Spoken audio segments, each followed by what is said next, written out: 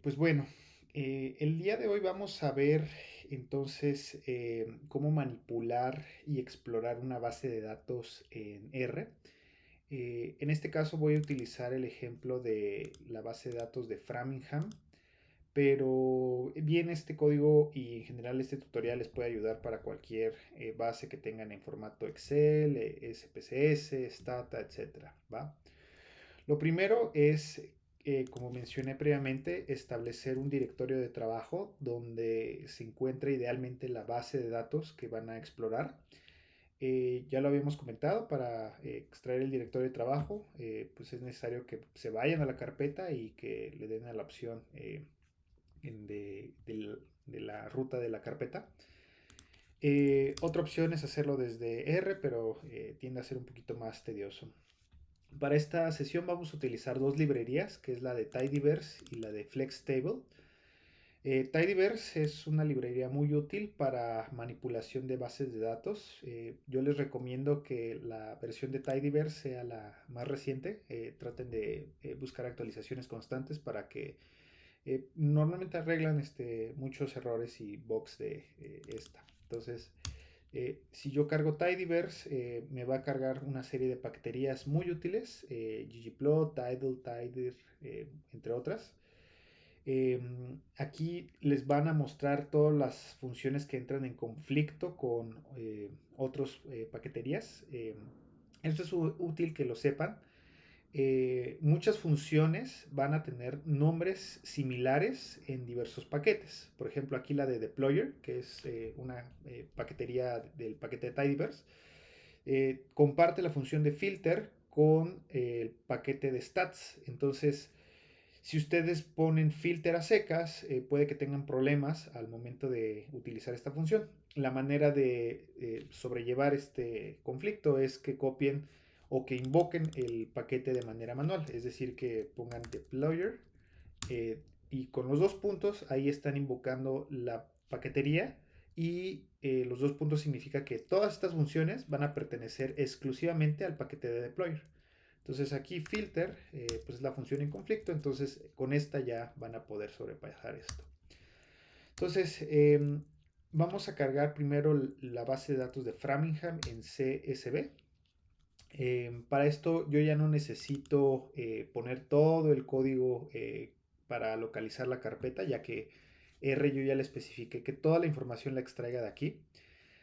Sin embargo, si yo quisiera extraerla de mi carpeta de descarga o de escritorio, me voy directo a la base de datos e igual le doy en clic derecho y con la función de opción o con la tecla de opción le doy en copiar como ruta de acceso y eh, vamos a darle aquí read CSV y yo le especifico entre comillas la ruta de la opción para que lea la carpeta de el archivo de Framingham. Y si se dan cuenta, ya en automático me carga la base de datos en formato CSV, ¿va? Otra opción es que se vayan a la opción de File, le den en Import Dataset y le den en la opción de From Text, en la opción de Read de R y les va a abrir esta pantalla y le dan aquí en la opción de Browse y seleccionan la base de datos y ya en automático R les va a cargar toda la base de datos. Yo les sugiero que copien este código y ya nada más lo peguen en su script, ¿va? Bueno, esa es la otra opción. Entonces, espero que hayan podido cargar la paquetería de Framingham, digo, la base de datos de Framingham. Lo primero que hay que hacer en cualquier base de datos, sea su procedencia e independientemente de si tengan un diccionario de datos, es que exploren rápidamente la estructura de su dataset.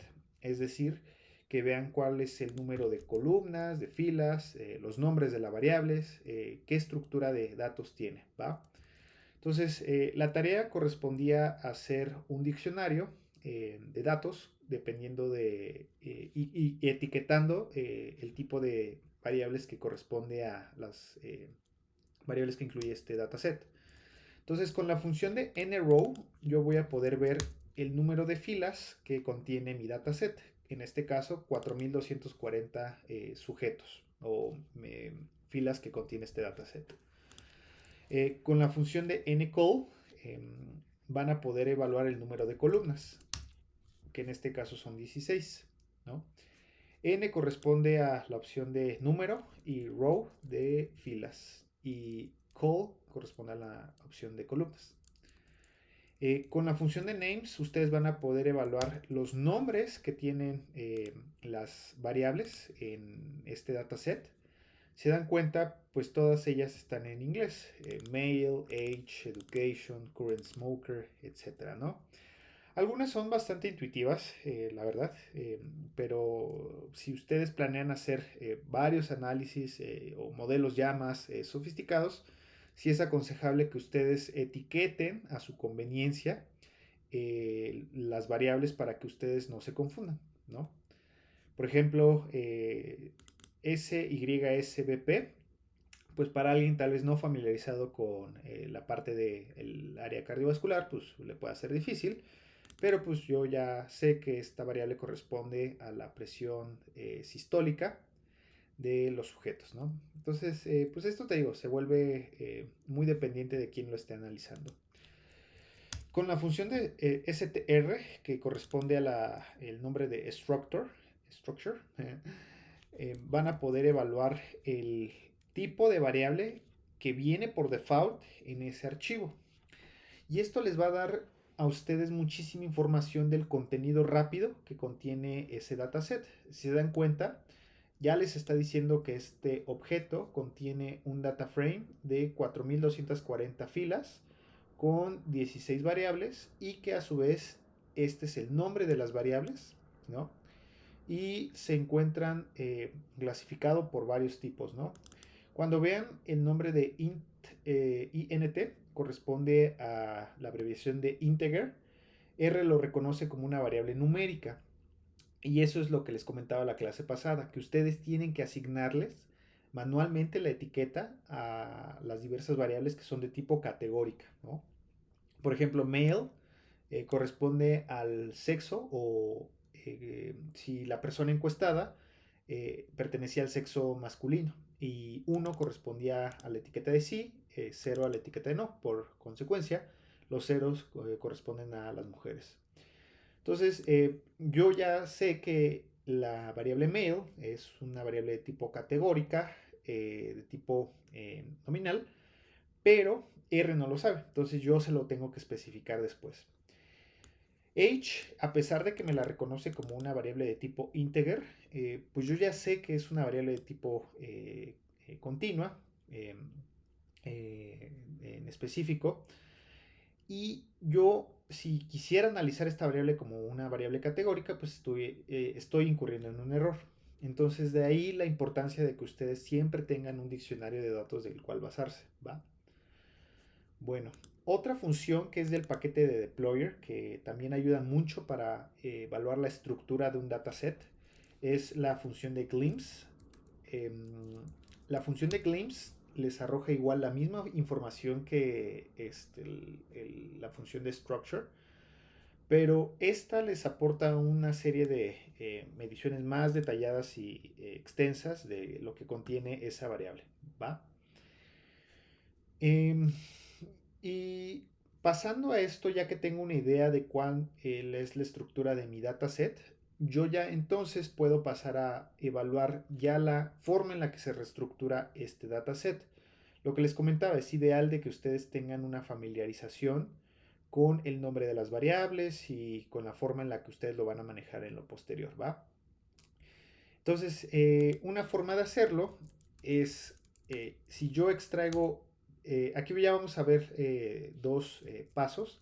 La primera es, perdón, la primera es la función de names. Yo aquí le estoy pidiendo que me muestre el nombre de las variables que contiene mi dataset. Pero si yo a mi función de names le agrego un corchete, yo puedo seleccionar elementos dentro de este dataset, ¿va? Entonces aquí, si yo dentro de este corchete le pido que me extraiga la variable de mail, ¿va? Me va a extraer única y exclusivamente la variable que corresponde a mi elemento que se llame mail. Ojo aquí yo lo que estoy haciendo es dentro de este corchete o de este bracket, perdón, yo estoy poniendo mi función de names también y dos signos de igual, ¿va? Cuando vean dos signos de igual, R lo identifica como un elemento que sea el mismo nombre que el elemento que está entre comillas, ¿va? Entonces, así es una forma rápida de seleccionar variables nativas utilizando la paquetería nativa de R. Y si se acuerdan, en la clase pasada yo les había comentado que una forma de seleccionar vectores era asignándole como el loguito de la flechita, ¿no? O sea, un menor que y un guión, ¿no? Y ya con esto puedo seleccionar entonces eh, dentro de esta variable de name un nuevo nombre para esa variable. En este caso voy a ponerle sexo masculino, ¿va? Eh, Sin embargo, R tiende a ser complicado memorizar esto y para fines de análisis más complejos, pues esto tiende a ser un poco más tedioso, ¿no? Esto es un ejemplo ilustrativo para que vean cómo funciona la paquetería base de R, pero una de las funciones y una de las partes mágicas de Deployer es que te permite hacer lo mismo que algunas funciones nativas de R, pero de una manera más amigable, vaya. Entonces, Deployer lo que hace es, si se acordarán, este es mi vector que contiene a mi dataset de Framingham, ¿va? Yo lo que voy a hacer es añadir un pipeline, que es la suma de si quieren le doy más, es la suma de el icono de porcentaje mayor que, perdón, y otro porcentaje. Esto corresponde a un pipeline, es la nomenclatura que se le agregó o se le asignó a este comando de letras. Ah, y después de este pipeline, yo voy a poder invocar dentro de mi universo del tidyverse las diversas funciones que ya tiene deployer. En este caso voy a invocar a la función de rename, ¿no? ¿Se dan cuenta? En el momento en el que yo le pongo rename, ya no me apareció, pero bueno, yo con la función de rename voy a poder, como su nombre lo dice, renombrar variables a mi conveniencia, ¿va? Entonces, si yo quiero que exista una variable que se llame sexo masculino, yo le voy a decir a R, ok, quiero que mi nueva variable que se llame sexo masculino, ¿no? Todo lo que esté entre comillas, corresponda a la variable que antes se llamaba male, ¿va? Y aquí después de que acabe esto, si quieren, corran este comando, en mi nuevo dataset que se generó, aquí ya va a estar nombrado como sexo masculino. Pero algo que tienen que acordarse es que R asigna vectores conforme tú vayas cambiando cosas, ¿va? Entonces, si yo doy este comando, esto solamente me va a mostrar lo que está procesando R. Pero si vuelvo a revisar mi vector de Fram, vean qué pasa. Esto es muy importante. El vector de Fram sigue con el nombre de mail, ¿no? ¿Por qué será esto? Porque tengo que asignarle antes que esto ahora se llame ya sea con el mismo nombre que tenía de mi dataset anterior o con un nuevo vector o con un nuevo nombre de un vector, ¿no? Voy a ponerle aquí fram1, ¿no? Para identificarlo del original. Entonces, acuérdense muy bien cómo etiquetan sus vectores, porque es muy fácil perderse, ¿no? O sea, siempre es útil ponerlos, no sé, como vector 1, base 1, base 0, etcétera. Pero sí es útil que ustedes tengan un eh, razonamiento y una estructura lógica de cómo nombran sus vectores, ¿va? A mí se me facilita mucho ponerles un 1 después de cada reasignación de vectores dentro de la misma variable, dentro del mismo dataset. Bueno, entonces con toda esta línea de código, ustedes pueden ver que yo ya renombré varias variables, ¿no? Male ahora se va a llamar sexo masculino, age se va a llamar edad, education, educación, current smoker, tabaquismo actual, etcétera, ¿no? Esto ya está preprocesado para términos de la clase. Lo que les decía, si ustedes corren este masacote de código, ya me procesa el nuevo nombre de las variables, pero esto no quiere decir que se guarde en un vector. Yo tengo que forzar a R a guardarlo dentro de un nuevo vector, que en este caso es fram1. Y de hecho aquí me apareció, fram1 es un nuevo vector que contiene 4240 observaciones de 16 variables, ¿no? Entonces, fram1 es la base que yo ya depuré de mi base original, ¿va? Entonces, con esto yo ya estoy asignándole a R una nueva etiqueta de variables, ¿va? Entonces, esto es útil cuando ustedes, por ejemplo, tienen dentro de su dataset, vamos a ponerle dataset 1, es imaginario, ¿no? Y esto es muy frecuente, aunque no lo crean. Una variable que se llame B1, ¿no? Una variable que se llame B2, la variable que se llame B3, ¿no? Porque alguien así decidió codificarla y en el diccionario B1 corresponde a la variable de edad, ¿no? B2 corresponde a la variable de sexo, ¿no? B3 corresponde a la variable de estado de residencia. Entonces, para evitar manejar B1, B2, B3 y así, yo les sugiero que siempre tengan una recodificación del nombre de la variable a su conveniencia, ¿va? O de acuerdo al diccionario de datos que ustedes crearon. Bueno, entonces con esto yo ya puedo manejar en lugar de la variable original un nuevo nombre de la variable. Ahora, algo que a nosotros nos interesa siempre como investigadores es hacer puntos de corte, ¿no? Nos encanta categorizar todo. Entonces, la pregunta innata es, bueno, ¿y cómo categorizo en R, no? Entonces, vamos a ver R cómo es que categoriza por intervalos, ¿va? Lo primero es, tengan siempre identificado el dataset con el cual van a trabajar. Recordemos que fram1 corresponde a el dataset ya con las variables recodificadas o con las variables renombradas, vaya.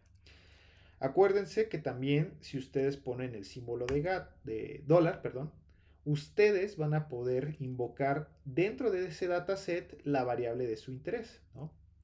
A mí me interesa, por ejemplo, la variable de IMC, ¿no? Índice de masa corporal.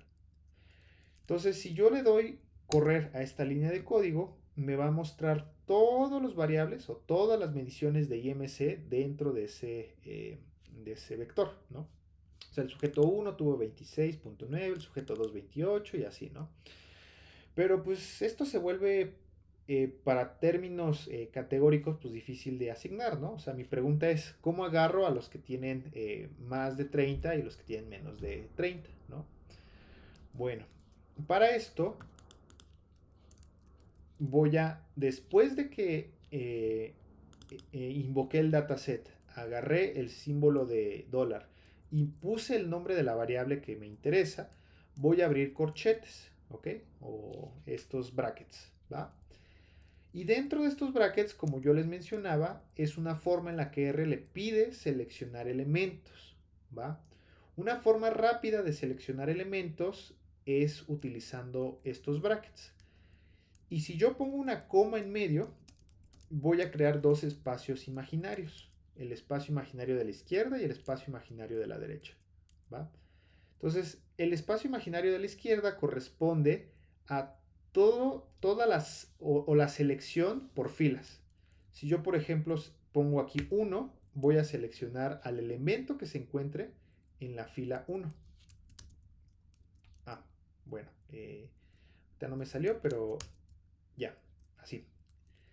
Se me olvidó que si nada más están seleccionando un vector, no es necesario que pongan una coma, solamente que pongan el 1, el 2, el 3 o el 4, ¿no?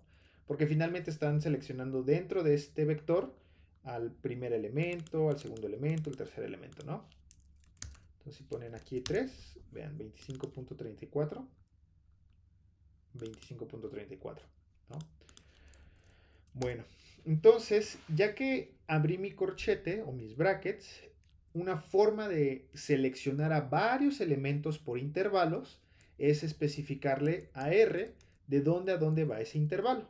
Para eso vuelvo otra vez a poner mi vector con el dataset, abrir con el signo de dólar la variable que yo estoy seleccionando y especificar si va a ser mayor o menor. A mí siempre me gusta iniciar con el menor porque pues, siempre es más útil abarcar del 0 hasta donde el punto donde yo quiero categorizar, ¿no? Entonces, yo voy a seleccionar todos los elementos menores a 30, ¿va? Entonces, si recordarán, un IMC mayor a 30 indica sobre obesidad, ¿no? Y un índice menor a 30 pues indica pues sobrepeso, normopeso y desnutrición. Pero para fines prácticos ahorita pues me interesa solamente agarrar a los obesos, ¿no? Entonces, ya que tengo a los menores a 30, yo le voy a asignar a este nuevo comando el vector de la flechita o el menor que y el guión, y le voy a asignar la etiqueta de 0, ¿va? Antes de que se me olvide, ustedes, para que no se confundan, si se dan cuenta aquí yo puse el mismo nombre de variable aquí que acá. Para que no se me confundan y que tengan siempre identificado qué variable van a rehacer, es como si ustedes quisieran hacer una nueva variable. Entonces yo aquí al índice de masa corporal le voy a añadir, puede ser con un espacio guión bajo o con un punto, pero finalmente le voy a añadir algo distintivo para que yo la identifique como una nueva variable, ¿va? O sea, para que ustedes no se pierdan y crean y borren la variable que tengan, creen una nueva variable que sea el índice de masa corporal, pero ahora categorizado, ¿no? Bueno, y si yo corro todo esto, ahora me va a aparecer todos los sujetos en 0 que cumplieron con la condición de un IMC menor a 30. ¿Se dan cuenta? Este es un 0, este es un 0 y este es un 0 y así, ¿no? Y los NA corresponde a sujetos que no entraron dentro de esa condición, ¿va? Entonces, ahora pues corresponde hacer lo propio para los que están arriba de 30. Entonces yo puedo agarrar y copiar esta misma línea de código y lo único que voy a cambiar es el menor que. Ahora será mayor o igual. Esto es importante, ¿no? Porque a ustedes les interesa todo lo que empieza a partir del 30, ¿no? Es un intervalo cerrado. Entonces, si ustedes ponen el mayor que e igual, es como si tuvieran este simbolito en R. Ah, este. ¿Va? Pero este R no lo reconoce, entonces para poner el mayor igual, ponen así, mayor, espacio, igual. Y a estos, por consecuencia, les voy a asignar la etiqueta de 1, ¿va? Y si vuelven a correr otra vez su código, van a ver que los unos, o más bien lo que antes era un NA, ahora se vuelve un 1, ¿no? Sin embargo, siguen teniendo NAs. Estos NAs corresponden pues, a las variables que dentro de mi escala original no tenían ese valor. Por ejemplo, este es un NA, aquí hay otro NA. O sea, esto corresponde a variables faltantes, pero eso corresponde a la variable original. Bueno, esto era para ejemplificar cómo es que se hace la categorización por variables continuas. Y si quisieran vamos a poner el ejemplo, ¿no? Que ya creé mi nueva variable que se llama índice de masa corporal categórico. Y yo a esto, pues ahora me interesa borrarla, ¿no? O sea, que ya no contenga nada. Entonces ahora le van a poner la opción de que este vector esté nulo, ¿no? O que esté, cuando ustedes ponen la función de null, en automático borra todo lo que se encuentra dentro de esa variable, ¿va? Es una forma de rehacer la variable que ya hicieron.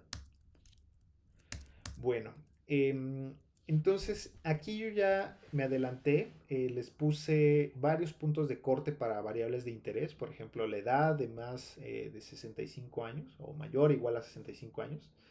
Si se dan cuenta, aquí yo creé primero la variable null para que R lo reconozca como una variable vacía. Edad. No me salió. Pero bueno, lo que está aquí abajo ya corresponde a la categorización por puntos de corte, es decir, gente que está por debajo de los 65 años y con el 1 yo voy a identificar a la gente que esté por arriba de los 65 años, ¿va? Una pregunta que les pudiera surgir es, ¿y cómo asigno mi etiqueta? O sea, yo puedo ponerle 1 y 2, pues sí, es válido. Ustedes pueden ponerle 3 y 4, pues sí, es válido también. Pero vamos a ver más adelante que es más práctico cuando hablamos de variables dicotómicas, manejarlos en 0 y 1. Y esto tiene un porqué y lo vamos a ver en el transcurso de las clases, ¿va? Entonces creo mi nueva variable que sea un punto de corte para la gente con más de 65 años.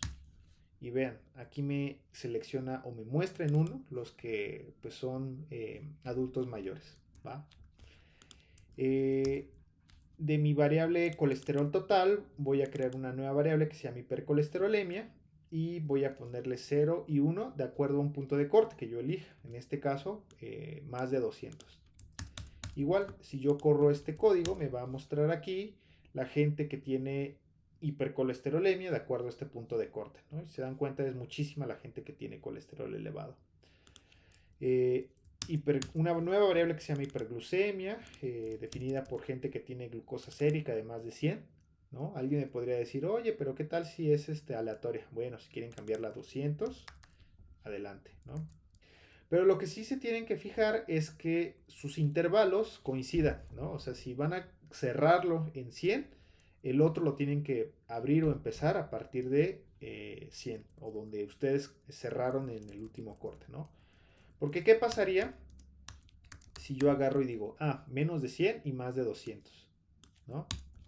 Vean, ¿qué pasa? Pues, ¿qué pasa con o la gente que está entre 100 y 200? Pues me lo va a poner en NA. O sea, R me va a decir, no, pues yo empecé de 100 y volvió a retomarlo hasta 200, ¿no? Y lo que está en medio, pues tú no me lo asignaste, entonces lo voy a considerar como perdido. Entonces siempre es importante que tengan, por eso es importante el diccionario de datos, bien definidos sus puntos de corte basado en criterios específicos, ¿no? Ahora vamos a ver eh, una variable de interés que les puede servir mucho, ¿no? Que es la de crear hipertensión, un constructo de hipertensión arterial secundaria, ¿no? O hipertensión arterial. Que, pues como ustedes saben, es la definición o se define por una presión sistólica de más de 140 o más de 90 milímetros de mercurio diastólica. Entonces, esta es una forma, aquí todo bien, ¿no? O sea, creo una nueva variable que se llame HAS actual, ¿no? Hipertensión arterial sistólica actual. Abro mis corchetes y yo lo que le estoy especificando aquí al R es, perdón. Primero invoco a mi variable de presión arterial sistólica, ¿no? Mayor o igual a 140. Y ojo, aquí esta es una nueva función de R que les va a permitir hacer la unión de dos conjuntos, ¿no? ¿Se acuerdan en sus clases de prepa, cuando vieron teoría de conjuntos? La unión de dos conjuntos corresponde a la suma de A y B, ¿no? O sea, si quieren sumar el conjunto A más el conjunto de B, pues al final es la suma de las dos sombritas, ¿no? Entonces, con esta función, que es un palito vertical, no sé exactamente cómo se llama este carácter, pero con este palito vertical, yo lo que le estoy diciendo a R es, ok, Agárrame a todos los que tengan más de 140 milímetros de mercurio y aparte, o sea, sería como un AND, si lo quisieran ver como un operador booleano, y aparte, agárrame a la gente que tenga presión arterial diastólica de más de 90 milímetros de mercurio, ¿va? Entonces yo con esto estoy agarrando a la gente que tenga mi definición de presión arterial sistólica o diastólica mayor a 140 o 90 respectivamente. Y aquí abajo estamos haciendo un pequeño truco. Como solo me interesa agarrar a este grupo de personas, o sea, yo ya agarré dentro de estos a los que me interesaban, se dan cuenta, hay todo el resto es NA. Pero para fines prácticos, estos NA pues son las personas que no cumplieron mi condición.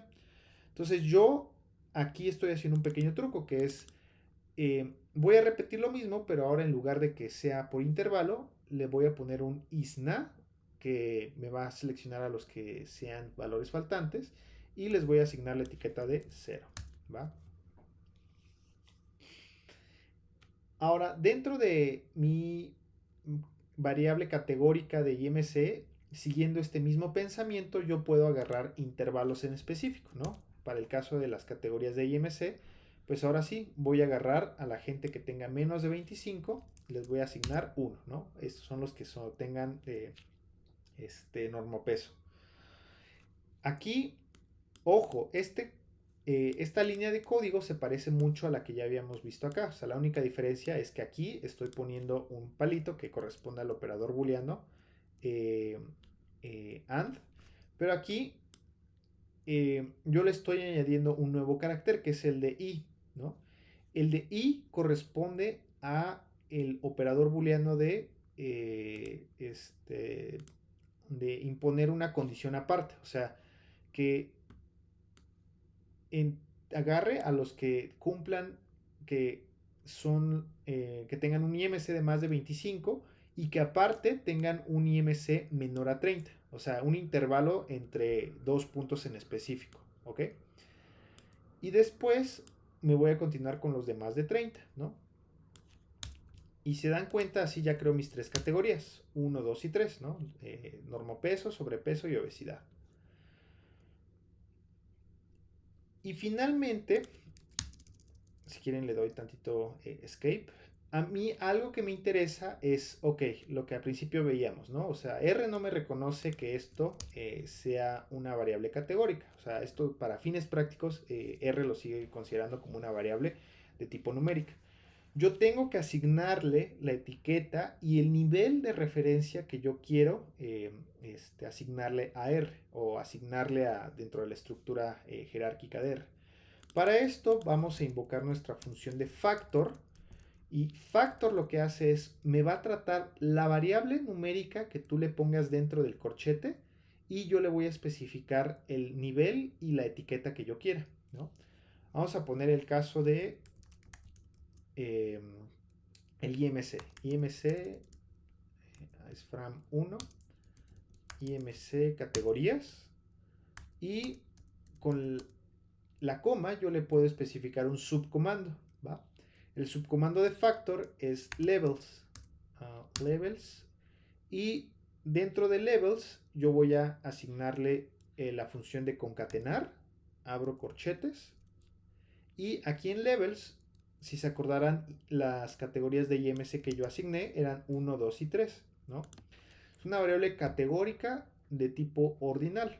En estricto sentido, debería ser de tipo nominal, pero yo quiero que sea ordinal para asignarle a la obesidad la jerarquía superior, ¿no? O sea, como pensando en que las personas que tienen obesidad pues tienen mayor riesgo de todos los desenlaces que se les ocurran. Entonces yo voy a asignarle el nivel 1, sobrepeso, 2, normopeso, 1 normopeso, 2 sobrepeso y 3 obesidad. Y que la 3 me la reconozca como la jerarquía superior, ¿no? Pensando en que estas personas tienen el mayor riesgo de lo que ustedes quieran. Le voy a dar una coma y le voy a poner el siguiente comando, que es labels.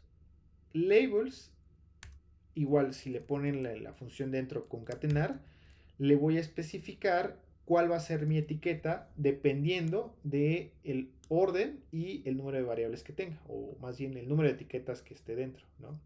Uno, si se acordarán, es normopeso, coma, dijimos que era sobrepeso, y 3 es obesidad, ¿va?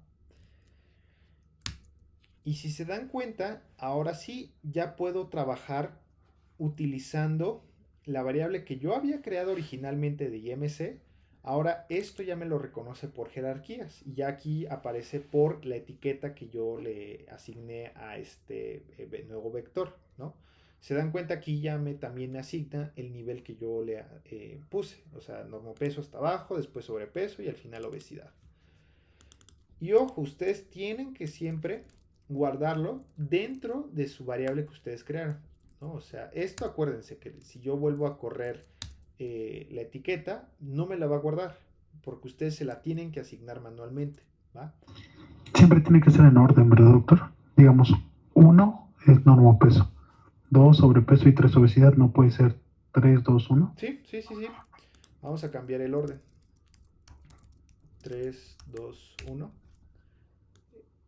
Obesidad, sobrepeso y normopeso. Y ven, ahora es al revés. O sea, me sigue identificando a los mismos sujetos que tienen esa condición, ¿no? O sea, si se acuerdan, aquí el primer sujeto tenía sobrepeso, aquí hasta arriba sobrepeso, ¿no? Lo único que cambia es el orden de jerarquías. Aquí la obesidad la considero como mi categoría inferior, sobrepeso mi categoría de medio y normopeso mi categoría superior, ¿no? Vamos a pensar un estudio, ¿no? Donde me interesaría ver si la gente con normopeso tiene mayor riesgo de, no sé, de fallecer por cualquier causa, ¿no? Pensando en esta paradoja de la obesidad. Entonces, pues aquí yo ya le asignaría el normopeso, la categoría superior. ¿Quedó resuelta la pregunta? Sí, doctor. Ok. Gracias. Entonces, pues esta variable de IMC categorías, pues ya lo tenía hasta acá abajo. Si se dan cuenta, pues este es lo mismo que teníamos aquí arriba, entonces no se preocupen. Yo aquí ya les asigné pues a manita pues el nombre de las variables. Ustedes pueden cambiarla a su conveniencia, como bien dijo el compañero. Si quieren cambiar la categoría de referencia a las mujeres, pues ya nada más ustedes aquí invierten, ¿no? O sea que eh, pensando, no sé, en un mayor riesgo a fallecer por, no sé, alguna enfermedad propia del grupo de las mujeres, pues aquí pues ya nada más cambio la categoría de referencia, ¿no? O sea, las mujeres por arriba de los hombres, ¿no?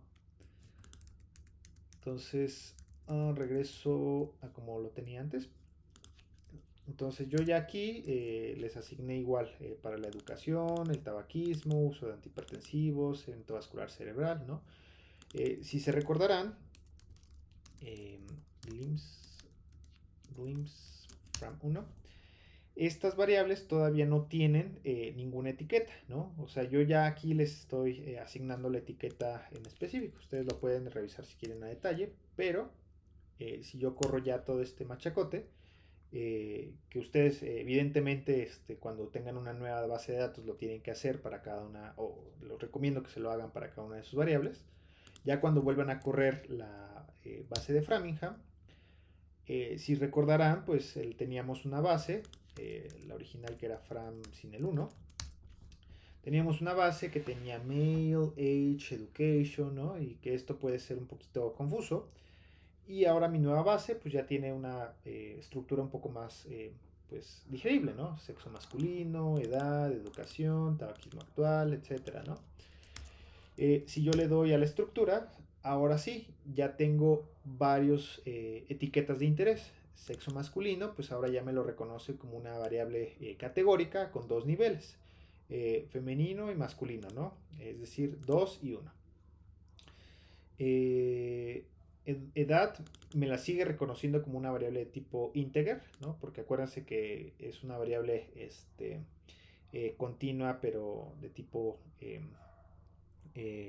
sin fracción, pues. La educación, igual aquí ya les hice el favor de asignarle etiquetas a la primaria, secundaria, preparatoria, universidad, etcétera. Tabaquismo, categorizado en dos niveles, sin tabaquismo y con tabaquismo. Número de cigarrillos por día, uso de antihipertensivos, evento vascular cerebral, etcétera, ¿no? ¿Se dan cuenta esto? Pues tiene más estructura que la base original que teníamos, o sea que era la de Fram 1.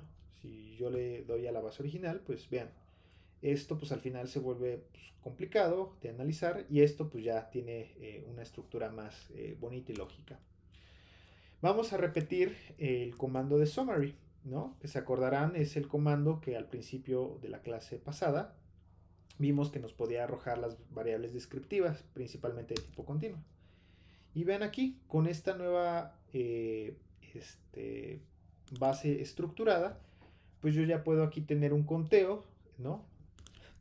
De mis variables categóricas, ¿no? Tengo 2420 mujeres, 1820 hombres, ¿no? Mi variable de edad me sigue mostrando mis medidas de tendencia central, mi rango intercuartilar y mi rango mínimo y máximo. ¿Cuántos están en una categoría de educación primaria, secundaria, preparatoria, universidad, posgrado? ¿No? ¿Cuántos aún así tienen valores perdidos? Tabaquismo, número de cigarrillos por día. Ahorita no vamos a entrar a detalle, pero vamos a ver que hay variables que solamente van a tener sentido dentro de un subconjunto de grupos de interés, ¿no? Uso de antihipertensivos, evento vascular cerebral, etcétera, ¿no? O sea, esto ya está más estructurado y esto pues ya les puede ayudar a ustedes a tener una mayor descripción de una base no estructurada, ¿no? Si recordarán, la base original era Fram 1, ¿no? Y si yo a la misma, el mismo dataset original le quiero aplicar un summary, vean lo que me aparece, ¿no? O sea, esto, pues para fines prácticos, o sea, mail, vean cómo me lo considera como una variable continua, ¿no? Pero, pues el promedio de hombres es .42, o sea, eso pues no me dice nada. Vean acá, lo que ya teníamos estructurado, ¿va? Bueno, entonces vamos a dejar la clase hasta aquí para pasar a la sesión de dudas y respuestas, ¿va? Con este pedazo de código ya ustedes van a poder resolver la tarea 1, pero también van a poder resolver parte de la tarea 2, ¿ok? Entonces, detengo grabación.